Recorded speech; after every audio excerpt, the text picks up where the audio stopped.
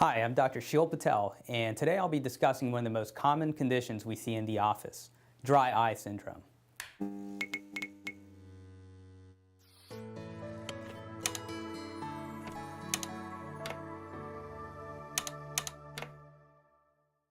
Who has dry eye syndrome? I often think the better question is, who doesn't? Dry eye syndrome can cause a variety of symptoms, from chronic irritation of the eyes, to pain, to even blurry vision. I get asked by patients many times a day, my eyes are constantly tearing. How are they dry? When our eyes get significantly dry, there's a reflex that causes the glands in and around our eyelids to produce extra tears. The problem is those tears aren't our good normal tears. They don't have quite the lubricating capacity to moisten our eyes.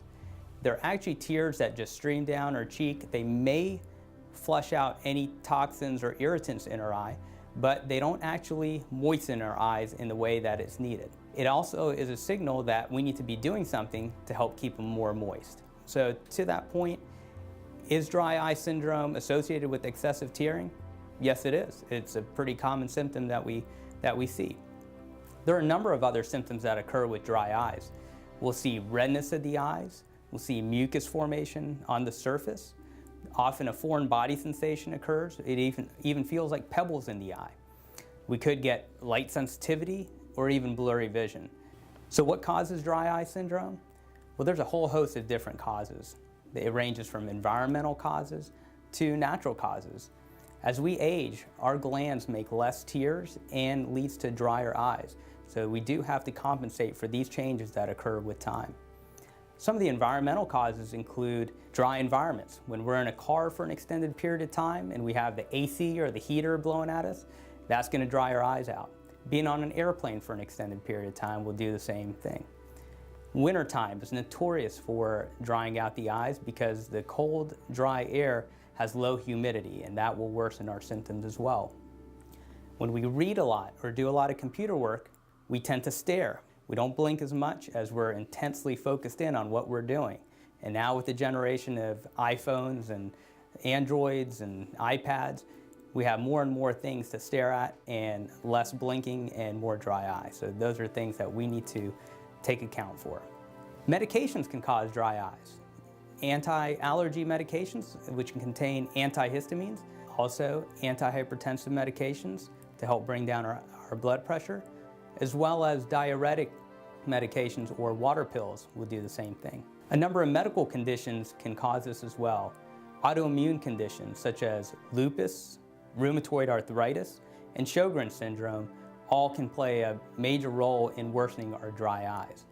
There's other conditions such as thyroid abnormalities, whether high or low levels of thyroid, Parkinson's disease, facial rosacea can cause that, and various other conditions. Hormonal imbalances can cause this too, as being postmenopausal will lead to a low estrogen effect for women.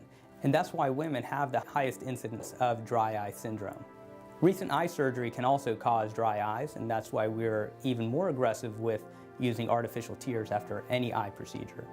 Contact lenses can also lead to dry eyes, especially with excessive or overnight wear.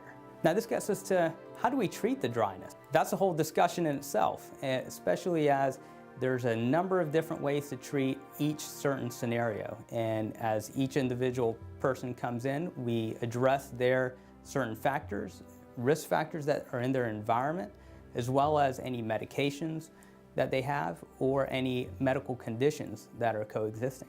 Artificial tears are a good way to start, and you've seen a number of those at the pharmacies and the stores, and we can go over those in detail on your visit. Reducing environmental factors is a key way to help this as well.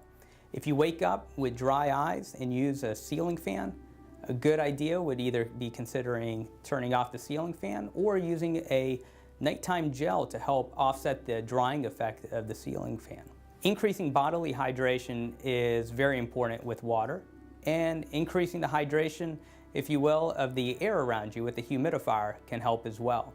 There's minor procedures that we can do in the office, from the use of punctal occluders, which help increase the tear level on our eyes, to various other procedures that we can discuss.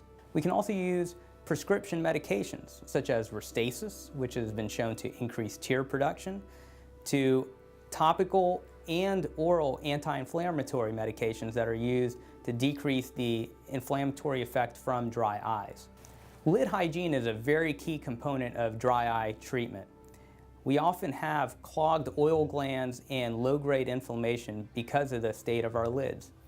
Warm compresses to the eyelids, as well as lid scrubs and a few other therapies, can help decrease this inflammation and improve the health of our eyelids and secondarily our dry eye.